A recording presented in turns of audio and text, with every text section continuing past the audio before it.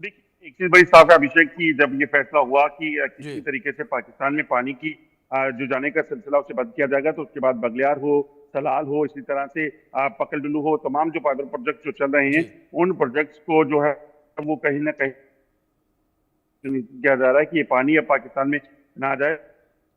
फैसला किया है, इसके पीछे की वजह बड़ी साफ है, क्योंकि जैसा मैंने कहा, पाकिस्तान आतंकी भेजेगा और यहाँ जी। यहाँ से उम्मीद करेगा कि यहाँ से गुडविल जेस्चर के तहत पाकिस्तान को पानी मिलेगा, तमाम सुविधाएं मिलेगी, तो ऐसा नहीं होगा। बगलियार पावर प्रोजेक्ट के डैम जो है वो बंद कर दिए गए हैं, गेट बंद कर दिए गए हैं। इसी तरह से सलाल जो पावर प्रोजेक्ट है उसका भी यही हाल है, और कृष्णगंगा हो या बाकी पावर प्रोजेक्ट है, वहां पर भी पानी के मूवमेंट के सिलसिले को रोका जाएगा। अब जी। कहीं अगर पानी बिल्कुल। बहुत ज्यादा बढ़ जाता है, तो उसी सूरत में बिल्कुल अजय, पानी को जाहिर तौर थोड़ा पर जिस तरीके से वाटर स्ट्राइक पाकिस्तान पर देखने को मिली है, पाकिस्तान इस वक्त तड़पता नजर आ रहा है। अजय, आप बने रहे मेरे साथ, कुछ जानकारियां हैं अपने दर्शकों तक ये जानकारियां पहुंचा दें। पाकिस्तान पर किस तरीके से धड़ाधड़ इस वक्त स्ट्राइक जारी है। सिंधु जल समझौता स्थगित कर दिया गया, ये बड़ी स्ट्राइक पाकिस्तान के ऊपर जो है वो देखने को मिली। वहीं साथ ही साथ चिनाब का पानी रोका गया इसके साथ, और अटारी वाघा बॉर्डर बंद कर दिया गया, और सार्क वीजा छूट को रद्द किया गया है। साथ ही साथ पाक सैन्य सलाहकार हटा दिए गए हैं। राजनयिक स्टाफ में भी कटौती कर दी गई है। आतंकियों के घर ध्वस्त किए गए हैं। लगातार ये बड़ी स्ट्राइक जो है वो पाकिस्तान के ऊपर जारी है, और पाकिस्तान से आयात निर्यात बंद कर दिया गया है। पाकिस्तानी जहाजों की एंट्री अब बंदरगाहों पर बंद कर दी गई है। डाक और पार्सल सेवाएं भी बंद कर दी गई हैं, और बड़े पाकिस्तानी यूट्यूब चैनल और कई सोशल मीडिया अकाउंट्स बैन किए गए हैं। तो लगातार पाकिस्तान के ऊपर स्ट्राइक जो है वो भारत के द्वारा देखने को मिली है, और फिलहाल जिस तरीके से ये स्ट्राइक भारत के द्वारा देखने को मिली है, इस स्ट्राइक से पाकिस्तान पर बड़ा असर पड़ता हुआ नजर आया है। जिस तरीके से पाकिस्तानी जहाज़ों की एंट्री बंदरगाहों पर, भारतीय बंदरगाहों पर बैन कर दी गई है, उससे पाकिस्तान को बड़ा असर पड़ेगा। अगर पिछले वर्ष को लेकर बात करें, वर्ष 2024 से 25 के बीच पाकिस्तान ने जल मार्ग के माध्यम से, भारत के माध्यम से करीब $450 मिलियन का व्यापार किया था, और अब इसका बड़ा असर पाकिस्तान पर पड़ेगा। और हम सभी को पता है कि किस तरीके से पाकिस्तान एक एक रुपए के लिए मोहताज हो रखा है, और ऐसे में जब पाकिस्तान $450 मिलियन का व्यापार नहीं कर पाएगा, तो पाकिस्तान के ऊपर बड़ा असर पड़ता नजर आएगा, उसकी आर्थिक व्यवस्था टूटती हुई नजर आएगी। अजय, मैं आपका रुख करूंगा। जिस तरीके से हम बात कर रहे थे पहले भी कि भारत के द्वारा लगातार बड़ी स्ट्राइकें पाकिस्तान के ऊपर की जा रही हैं, और जिस तरीके से जल मार्ग को भी बंद किया गया है, पाकिस्तान जल मार्ग के माध्यम से भारत में या अन्य देशों में व्यापार नहीं कर पाएगा। और भारत के रास्ते ही पाकिस्तान ने पिछले वित्त वर्ष $450 मिलियन के आसपास का कारोबार किया था। अजय, अगर $450 मिलियन की कमी पाकिस्तान के व्यापार में देखने को मिलेगी, जाहिर तौर पर आर्थिक तौर पर पाकिस्तान की कमर टूटेगी।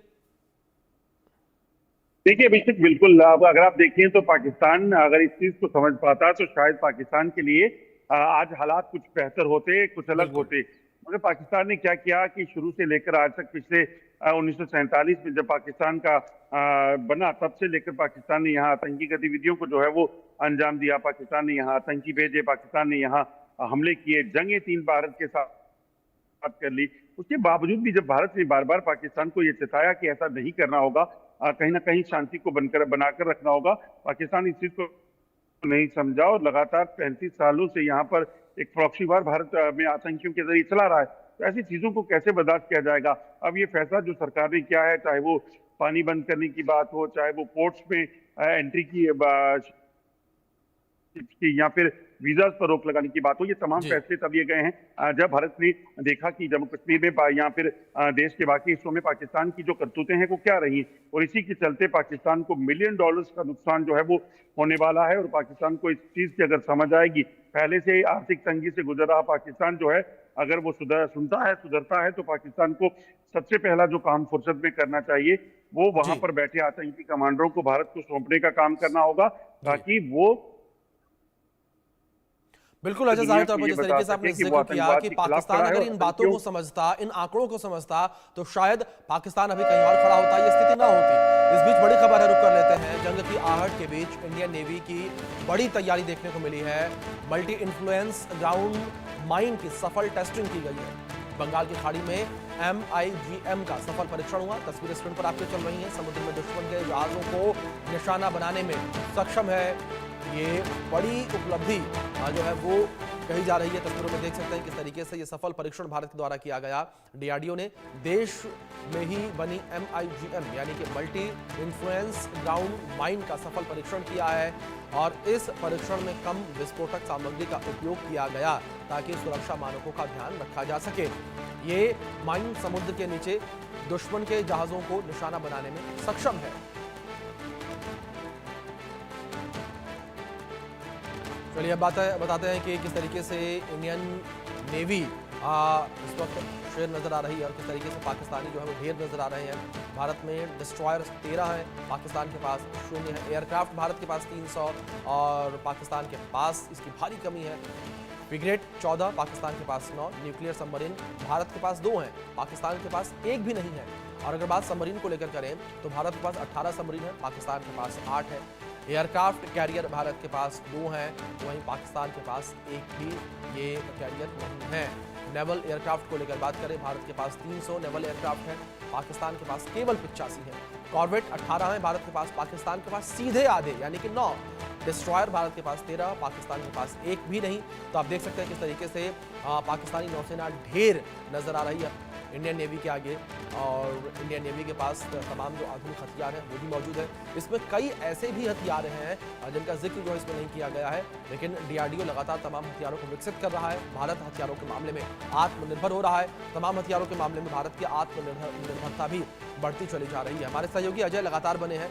अजय, जिस तरीके से लगातार हम बात वाटर स्ट्राइक को लेकर कर रहे हैं, अगर बात नेवी की ताकत को लेकर इसी में करें तो नेवी की ताकत में एक बड़ा इजाफा हुआ है, बड़ी टेस्टिंग भारत के द्वारा यहाँ पर की गई है। लेकिन वहीं दूसरी ओर अगर बात पाकिस्तान को लेकर करें, पाकिस्तान जिस तरह से गीदड़ भभकियां दे रहा है और अगर बात नंबर्स को लेकर करें तो नंबर्स में आधे से भी कम पाकिस्तान नजर आ रहा है। दूसरी ओर जो तमाम उसके पास सबमरीन है या जो भी चीजें हैं उसमें लगाने के लिए हथियार नहीं है, गोला बारूद नहीं है, ईंधन नहीं है।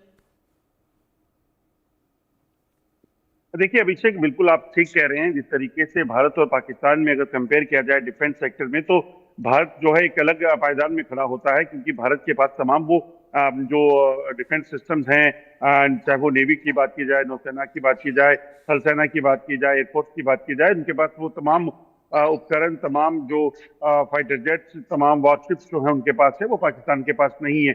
और आपको बता दूं कि ऐसे में पाकिस्तान को ये सोचना होगा कि क्या पाकिस्तान युद्ध के मुखाने पे खड़ा है, और अगर है तो फिर पाकिस्तान का हर्ष क्या करेगा भारत, क्योंकि भारत को पिछले इतने सालों से लगातार चलाए जा रहे आतंकवाद के का बदला लेना है, जिसमें हजारों की संख्या में मासूम लोगों की हत्याएं पाकिस्तान की तरफ से आए आतंकियों ने की है। पाकिस्तान समझी साजिश के तहत इस तरह की कोशिश कर रहा था, और इसीलिए पाकिस्तान को जो है अब एक करारा जवाब देने की जरूरत है, जिसको लेकर आज देश भर में मांग उठ रही है। इसी को लेकर जो आपको बता दूं कि लगातार इस चीज को समझाया जा रहा है पाकिस्तान को कई मौके मिले, मगर जब पाकिस्तान नहीं समझा तो उस तरह से तैयारियां जो है वो यहाँ पे की गई हैं।